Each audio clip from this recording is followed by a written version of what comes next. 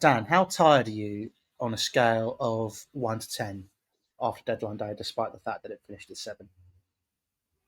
I'll go over five, You're a solid which is pretty 5. good. Yeah. I'm at about an 8, and I don't know why. It took it out of me yesterday. I think that was the best deadline day we have ever had in our lifetime. Genuinely. I was trying to think of a better one, just in terms of general football, because usually it's quite slow, isn't it? Um, yeah, I mean, I since I've worked shifts on deadline day, which made me increasingly dislike deadline day a lot more than before I had to work shifts on deadline day. So when I'm able to have kind of quite a chilled one where go to bed at a reasonable time, I'm not expected to be up at stupid o'clock. Um, that is something that I appreciate a lot more. And from a Chelsea point of view, the drama happened kind of at a good time. Mm. So then but I always like the fact that the and we won is effectively my stance on it is that Trev Chalobah's still a Chelsea player, so I can finally go and get his name on the back of my shirt. So that's the biggest win I'm taking from this transfer window. Yeah, it was a good day, deadline day, and obviously Dan and I are now here to discuss the overall window for Chelsea and have a little look forward to December because we're not going to be silly and say our goals for the season are now this because we've still got one more window to go through in January. But this is the Chelsea Echo. Hello, welcome if you're new around here. If you joined us for our deadline day call-in show yesterday, hello, good evening. Hope you're all doing well. Good morning for us now. It's 9:44 on Tuesday the 2nd. Good evening yesterday. But this is going to be a show where we're just going to go and have a little bit of a deep dive. Dan and I go through some things and have a little look forward. So Dan, let's jump straight into it. Let's go through the transfers. Chelsea had a pretty busy window. Obviously, major incomings: Liam Delap, João Pedro. Obviously, we've had Andre Santos come in as well, Dario Sugo. Lots of names that have sort of come into Chelsea this season. Obviously, a lot of outgoings as well. Um, is there any particular player that you want to start? I think from the most positive stance, and yeah, it is recency bias, but I think you buy players with the aim that they're going to improve your football team quite quickly, and that's of course João Pedro. Um, I find it very difficult to condemn this transfer window, despite some of I think the legitimate criticisms or at least concerns you could have when you've got João Pedro, who's come in and so quickly proven to be a brilliant addition to the first team, a versatile player. Um, he's so much better than I think anyone could have anticipated this quickly in a Chelsea shirt, and he's winning us games. He's turning games around in our favour already. When we're only 3 games Mm, into the Premier League season, when you add on top, of course, what he did at the Club World Cup. So I think he's the main one because there was a frustration from my end last summer that with all the mess that happened, we fundamentally didn't improve the first team or didn't drastically improve the options that ended the previous season. And I do think, based on the impact that João Pedro has already had, I think you can make an argument that he has done that. Like there is a tangible improvement in several aspects in terms of just his quality, his demeanor, his threat from set pieces, which Chelsea have already proven to be very good this year. Um, so he's the one I think. I think if you're making the case that Chelsea have had a successful transfer window, I think your strongest argument, probably along with some other players, is João Pedro because he mm, he so quickly has proven to be a good piece of business. And actually, in the current market when teams are spending, as Chelsea have, over 100 million, actually the fee that Chelsea have paid for João Pedro and the deal actually feels like it went under the radar a little bit and may actually prove in the long run to be one of the best deals of the summer. I do agree. I think there's going to be significant. He's going to have a significant impact. Um, I don't want to jump on it too quickly, though. I do feel that we've seen. I mean, Nicholas Jackson last season at the beginning of the season was a prime example of a player who everyone thought was going to hit the ground running and become one of the best strikers in the league, and then actually turned out to have a bit of a purple patch. It was all right. I think the output from João Pedro in last season with Brighton 16 goals and assists, 5 of them being penalties, so 11 really. We're going to look at it from how he's going to be playing from a Chelsea standpoint. Um, I'd like to see how he maybe adapts and changes because I do think there is a bit of a superstar in there, but only time will tell really.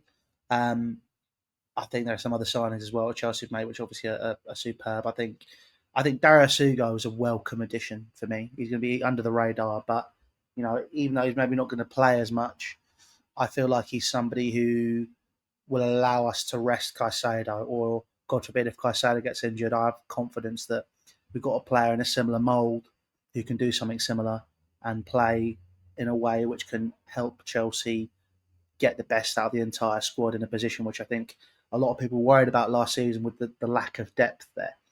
Um, Andre Santos and Estevan Willian, obviously two players that Chelsea signed uh, in previous windows, and now finally getting their run outs as well, which would be good. But I do kind of want to move on to Liam Delap because this is where I feel that maybe Chelsea have an issue. Now, you and I obviously discussed yesterday, uh, should Chelsea let Nico Jackson go? Uh, is Mark Gu going to be the guy to step up to the mark in the absence of Liam Delap? And obviously, as the window rolled on, by the time it hit a couple of hours to the deadline, um, Chelsea remained not in the striker market. Apparently, having chats with Jurgen Strand Larsen on the 31st of August. Is that 31st or 30th of August? Last day of August. Basically, had chats with Jurgen Strand Larsen because of the injury crisis. Nico Jackson refused to come back to Chelsea. Um, do you feel that Chelsea, because he talks so highly about João Pedro, have the coverage that they need to make sure that they can get the best out of that front line and score the more goals that they need to boost themselves up the table? I'd say right now, no. That's purely based on the evidence. If we're going by the assumption that Giyu's going to play more minutes than any of us anticipated, even being at the club this season, it does put a ton of pressure on everyone around the centre forward. It also puts a lot of pressure on João Pedro to remain fit and also keep his form up, which is concerning with a packed schedule. It relies heavily that Cole Palmer rediscovers his goal scoring form. Esteval contributes. Enzo Fernandez continues to contribute. We get goals from multiple positions. I think that is what we have to look at now. We have to look at the goals. And to be fair, like, I prefer it this way because maybe expecting one guy to score all of the goals is maybe a bit of an antiquated idea, especially in the system that Enzo Maresca is I think creating. Is that we went to West Ham, we had 5 different goal scorers. You want there to be enough players capable of stepping up when others are kind of flailing and kind of not really executing in the way you want them to. But it is a ton of pressure on Mark Guiu. And right now, I'm not happy that Jackson has gone. I'm not happy with how that situation has unraveled.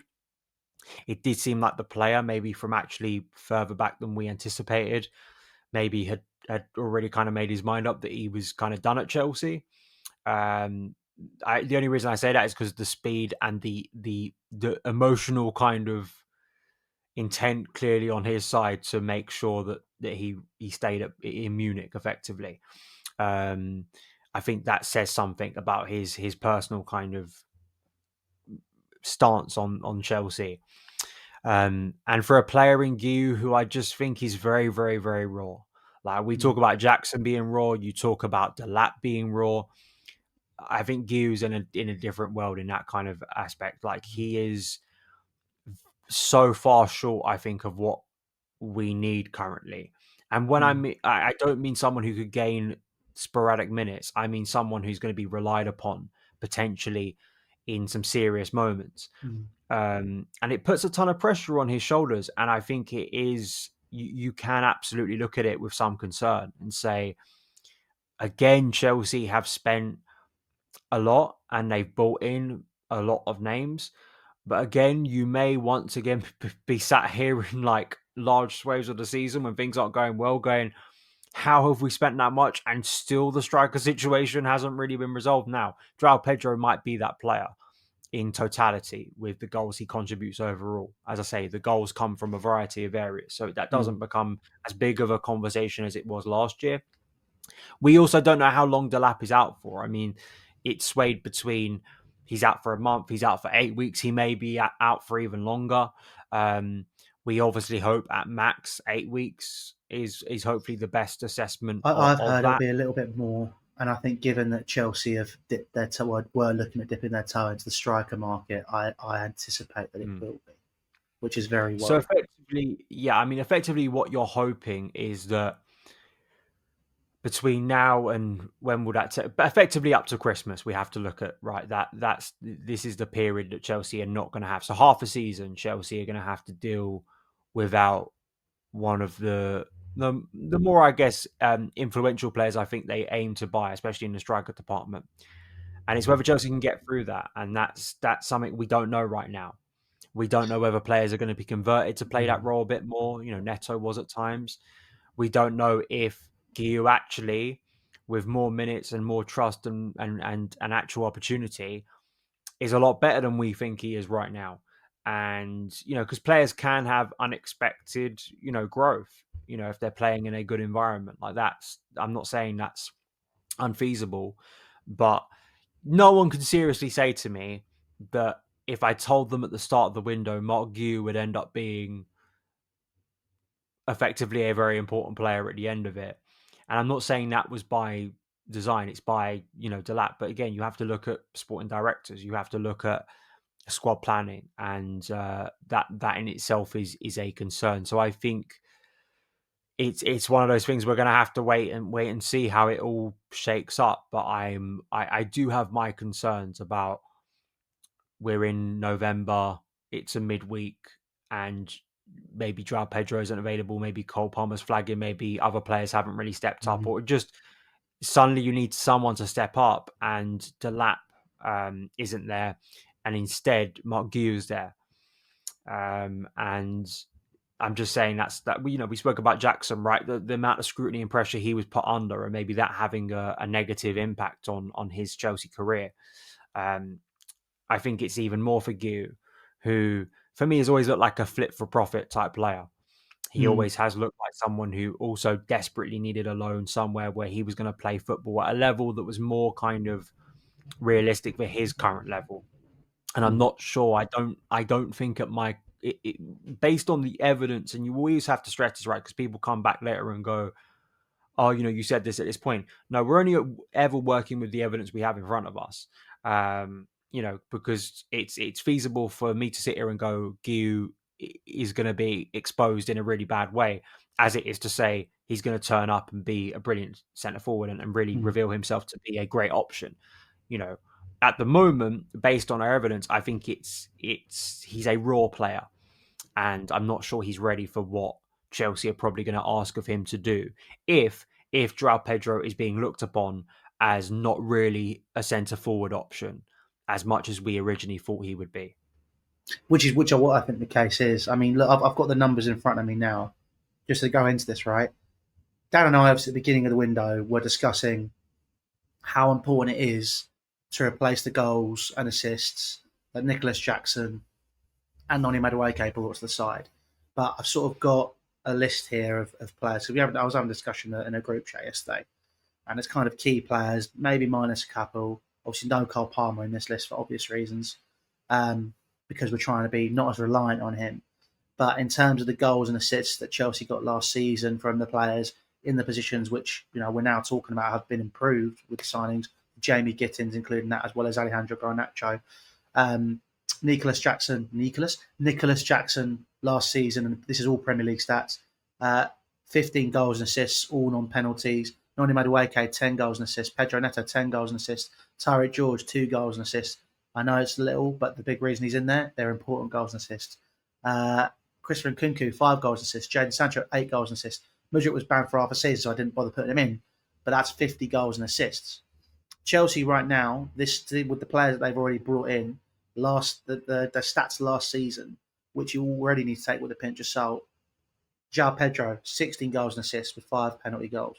Jamie Gittins, 11 goals and assists in the Bundesliga. Alejandro Garnacho, 8 goals and assists in 36 appearances. Esteval Willian, 20 goals and assists in Brazil. Liam Delap, 14 goals and assists, but as we've already said, will be out for at least 2 months. That's a total of 69, but with a pinch of salt, considering it's Bundesliga, Brazil, penalty goals, and obviously then you also, as Dan has already stated, need to include um, the fact that players might be flagging. There's going to be the lag from playing at the Club World Cup. There's lots of things to consider here, which I think is quite worrying in terms of if you actually look at what Chelsea have brought in and the issue and scrutiny that these players are going to be under now. You we haven't actually. For me, I don't think we're going to see an elevation in those numbers. It's an unfortunate situation. I'm not sitting here saying if Liam Delap hadn't got injured, I think we'd be having a different conversation. I think Chelsea would be fairly comfortable. But two strikers now, one really, as you said, because Mark Hughes is so raw. It's I do worry that Chelsea are now don't have the the tools to get the best out of that team and get the amount of goals that they need to push themselves up the table even more. Chelsea needed another 12 points, really. And right now, I look at that and I go, I don't know where those 12 points are going to come from. Because not only have we maybe lost the strength that we had at the top end of the pitch, defensively as well, I do feel that, again, something which is completely, out of the control of anybody at Cobham, Levi Colwill getting injured for the whole season. And then I think the options that Chelsea have defensively, and of course, not signing Mike Maignan before the Club World Cup as well. I mean, Chelsea have to rely on Robert Sanchez for another season. People are saying he's already improved, he already looks better. Let's not forget who we're talking about here. As Dan said, you got to go with the evidence. The evidence suggests he's not good enough. Chelsea are going to maybe leak as many, if not more, goals this season. So already there's a smaller gap and a smaller margin for error that Chelsea can afford to make this season. And that's what worries me now going into January, because people know that's the case for Chelsea and know that we're chasing certain things. And given the situation that we were in at the back end of last season, you've already said, oh, maybe we'll have to convert a striker. We've already done that. We didn't score any goals. We just weren't scoring goals. So I do worry that Chelsea have put themselves in a little bit of a predicament now. Yeah, I try. It's difficult, right? Because I think the chaotic way the window ended, and as you rightly say, like the lap, anyone could get injured, right? And sometimes there are things where players get injured, and for instance, if Marco Correa had gone down with an injury and we hadn't have signed Jarell Hato, I think that is an area you can have a go at the club at, Yeah. because why didn't you sign left back cover? You have signed left back cover, and I think Jarell Hato is a very shrewd piece of business. I think overall it's difficult, right? Because I think that in some ways they've made calculated risks. I can see the calculated risk of selling Noni Madueke with the belief that Esteval can quickly prove to be better than Noni. And from what I've seen so far, I mean, listen, we have on this podcast, I've said on my show, and I will continue to stress, this is not based on me throwing the world on Esteval's shoulders. It's not. I expect he will have dips, and he hasn't scored a Premier League goal yet. It's not like he's come out and bagged a load of goals. But from what I've seen in the flesh so far and what you've seen, I mean, I don't think it's a stretch to say it looks like we have some talent on our hands. Oh, absolutely. So the calculated risk is there. I think Andre Santos, I was very, very disappointed with last summer overall, but especially with the non-existent cover in central midfield was embarrassing. Like there are things about last season where this is kind of a broader point of view, right? And maybe you want to get into this, and I know you dived into this on the show, last night about the whole UEFA restrictions thing. Mhm. It kind of, to me, I think the recent positivity of winning the Club World Cup, winning the Conference League, getting back in the Champions League, of feeling that actually more of the business this summer was positive and negative, and at the very least, just logical football decisions that weren't there 12 months ago. But you kind of have to ask the question that we sold brilliantly this summer. We sold probably the best we ever have, arguably, in a window. But to still have restrictions on you, despite selling all of that, I think you have to pose the question. There are still some things, or at least the echoes of previous mistakes, that Mhm. are still costing Chelsea. And I think there are some people who, because of recent uptick of performances and results on the pitch, have gone, well, everything in the past is now vindicated. That whole strategy has been vindicated in the long term. And my argument would be, no, they've done better things in the present, and they've done some good things in the past, but the bad things they've done in the past are still catching up with them, and they're still paying for it. And the Mhm. UEFA restrictions are part of that. The Sterling and Disassi situations are part of that. Um, I think the chaos of how the Jackson that whole situation, the Buonanotte loan, they feel far too much to me. They smell far too much. All of that. The ending to this window smelled far too much of 2024 than it did for what most was 2025 and the positivity that was there. So I feel, just on my assessment right now, I think Chelsea have a good enough squad to maintain Champions League football. I think Maresca has proven, I think with a weaker squad, he can get Chelsea into the Champions League. Um, so I think Chelsea can maintain Champions League football. It's how comfortable that that process will be. Mhm. But I still think the conversation going into summer 2026 will be, what are the steps required to take us to a Premier League title or a Premier League title challenge? And I think the question will still be posed to this ownership, and specifically the sporting directors. Do they have the capacity to make the brutal, expensive choices that are going to be required to take those steps? Now, they may argue back that if you look at the goalkeeper, it's Mike Penders, and that is the goalkeeper signing for 2026, and he will be good enough to fulfill the role that someone else could, right? And you don't need to spend 80 million on someone. That will be it.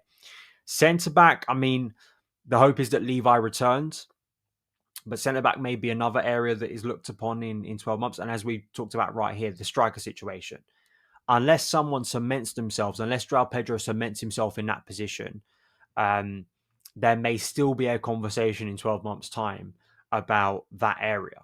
Um, and some people may, if you're more cynical, may look again and go, okay, there's been a lot of positivity in recent months, and we've signed a lot of talented players who could turn out to be really good gets for the club. But we're still having similar conversations about areas of doubt that we Mhm. were 12 months ago. Mhm. I think it's silly to argue this has been a failure of a window. I think you're, as I said before, I think you're narrative humping. I'm not telling you that there is no concerns. We've spent the first period of this show talking about that concern. I think it's a valid concern. But um, I think the general, listen, results will define everything, as they always do, as they Absolutely. always do. And the mood going into January might be a lot different than it is right now. Chelsea's, you look at some of the calculated risks that Chelsea have taken. Alejandro Garnacho, I think there is a world where, I'm not saying he's going to be a great player for Chelsea, but I think there is a world where statistically he proves to be an improvement on what was there before. I think Mhm. that's the same with Jamie Gittins, Esteval. I've just talked about Andre Santos. I think Enzo Fernandez is contributing a lot more than he was 12 months ago. Um, Defensively, I'm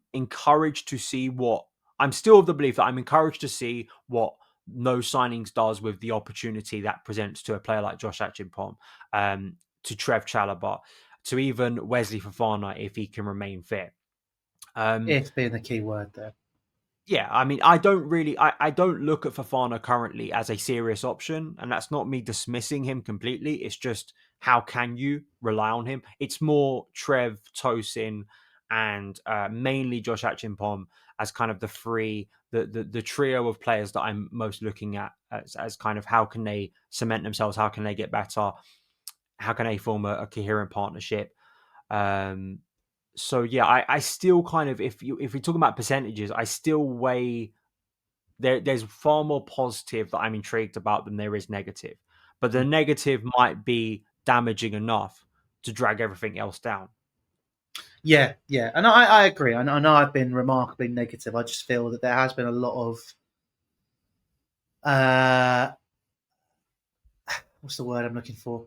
It's been remarkably positive in a time when I think people are trying to hide the fact that those negatives are there. I think they're looking so much at the positive sides of this window and where Chelsea have been and how things have progressed that I'm now going, that's great, but this is the problem we're now facing.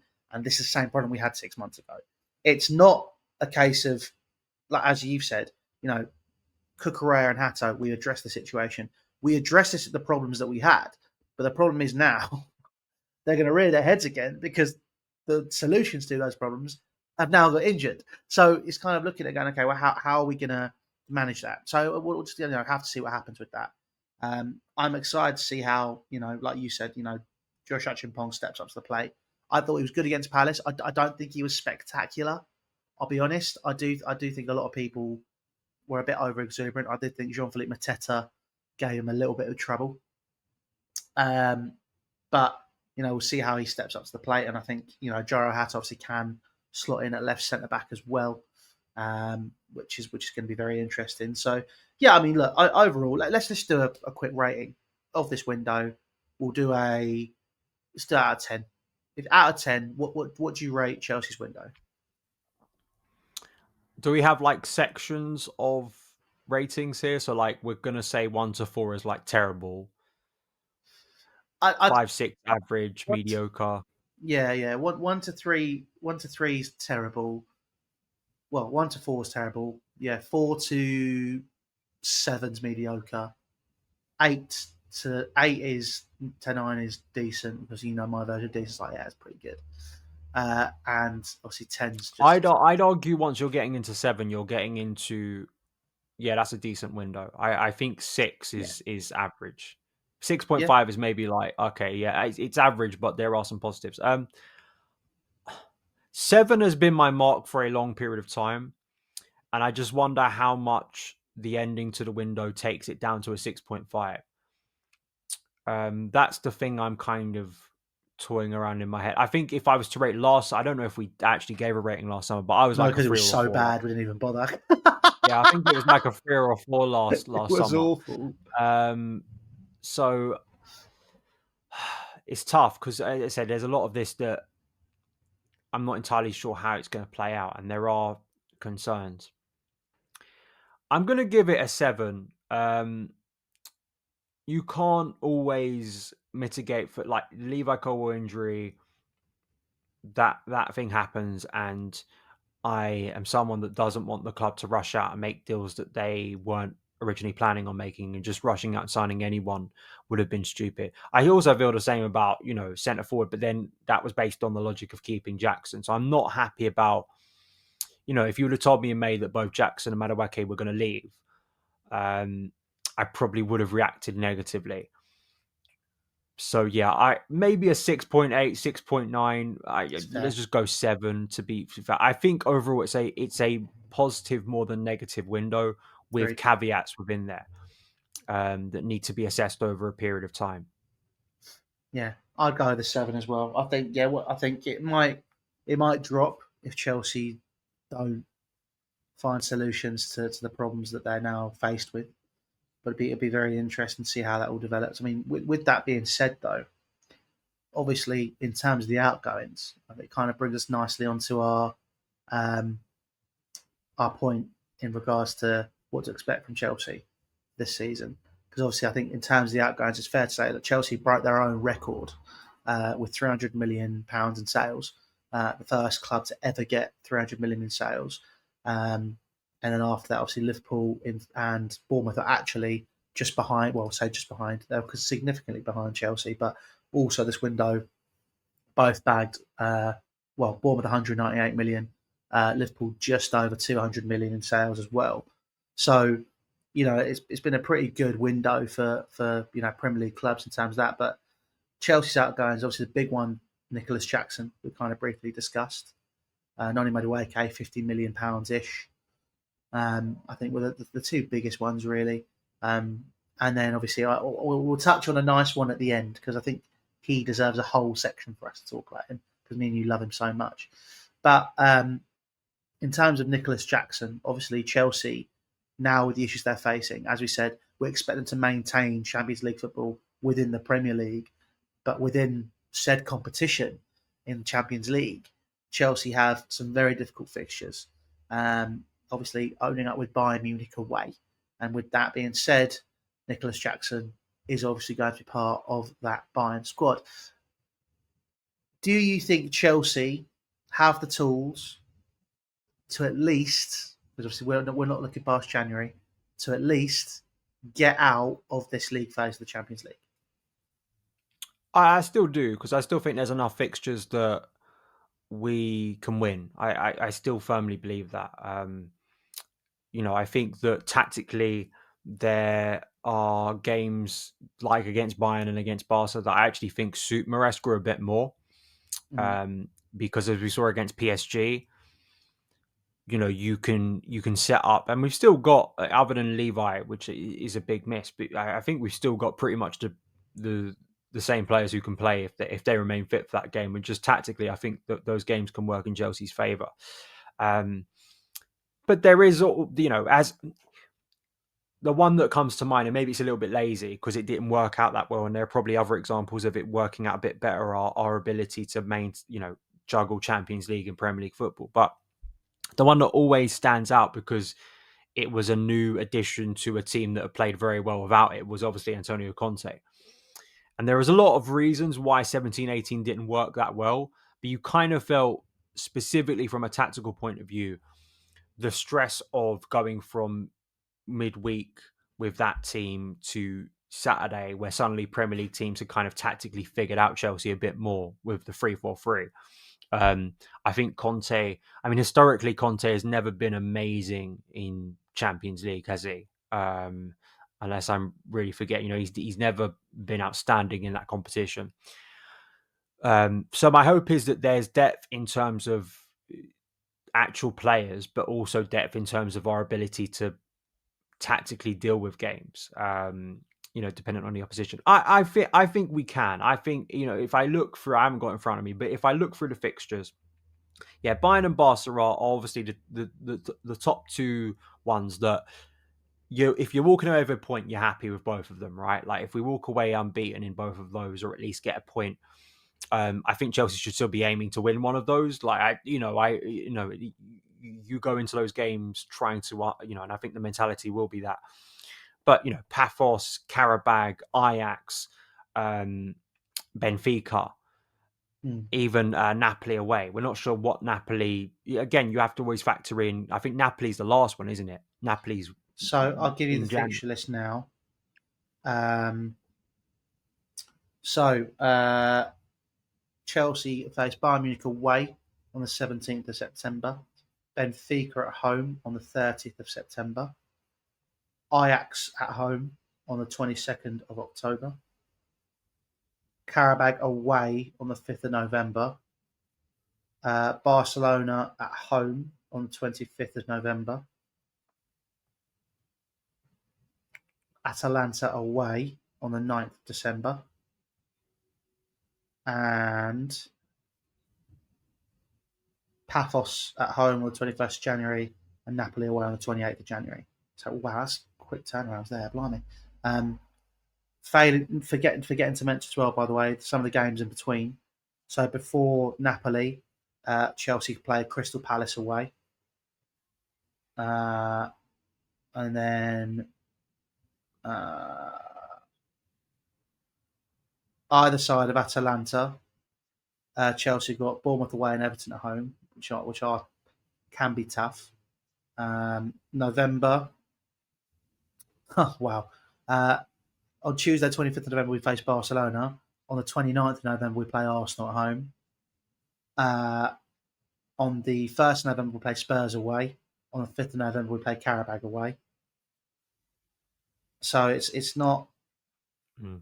And I you think know, isn't it Man United before or after the Man first United Champions League? straight after Bayern Munich and Liverpool is straight after Benfica.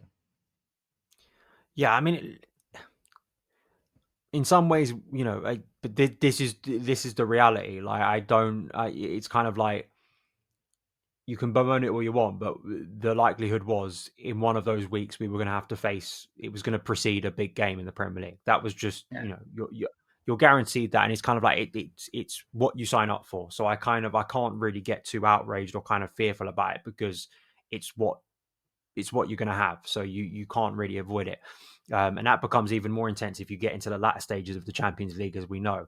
Um, so yeah, I mean, listen. By the time you reach January, Chelsea may have done business in the January window. By the time we go to Napoli to face them in that final game, and as I've said before, if Chelsea can get to the playoffs, as Man City did, as I think PSG had to maybe go through the playoffs, if I remember right. Some teams, as I've pointed out in this new league phase, you can be pretty terrible and still find it's a bit like the new World Cup and Euros where they're expanding it, right? Where it's like we want to get as many teams through to the knockout stages as possible. So, you do have some margin for error. And I still think that Chelsea, yeah, it's, no one would have backed us to win the Club World Cup a few months ago. that's true. You're And right. we did. And we did. So I'm hesitant to say it's very easy right now with as I said in my review on my show of the transfer window, it's like a bad ending to a film you mostly enjoyed.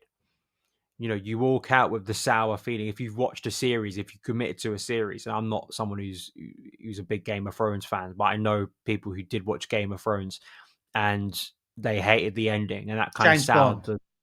the. We're not going to Don't open up a no time to die debate here. don't tell me you like that ending. I did. You are a dick. I hate you now. We're not friends anymore. How dare you? Go back. Okay, we're not going to do this on this pod. We're going to discuss it afterwards because we need to be focused on the football. But that is ridiculous. That's the worst. That is the worst take you have ever given me in your life. Cinema No, I 101. did. You don't kill James Bond. Spoilers for the two Oh, people who haven't watched No Time to Die. 5 years ago. Hopefully, Stephen Knight will fix it. We'll see what happens. But yeah, continue. Sorry, Game of Thrones. We're on that point. I thought we were Yeah, pretty on but James it's Bond. you the ending can really sour a lot, and I understand why people will have a lot more negative feelings about it. Mm-hmm. I think the two red marks on this window for me, the two red flags at the start of it was Mike Magnon. I still believe that's a deal you should get over the line. I just, for the sake of 4 or 5 million, why did you go in to make that deal in the first place? I Yeah. don't understand why they went in to make that deal if they weren't trying to get it done. Mm. Um, With that as well, it would have I, been. We were talking about the lack of points that we're worried about Chelsea losing. That's probably. I'd say mm. that's 6 points on its own. Yeah, I mean, there's lots of stuff because we had the Donnarumma conversation, didn't we, on a recent Mm-hmm. pod, Yeah, and on and Fresco as well. Yeah. and on Fresco, and I kind of think that's a bit overblown because I was actually having a conversation with my uncle who came to the game, the Fulham game, instead of my brother at the weekend, and we were talking about Sanchez and like we were discussing that, yeah, like for all the stuff that gets talked about, what a goalkeeper needs, great goalkeepers can win you many points. I mean, Petr Cech did this, Courtois did this, Allison does this, Edison has done this.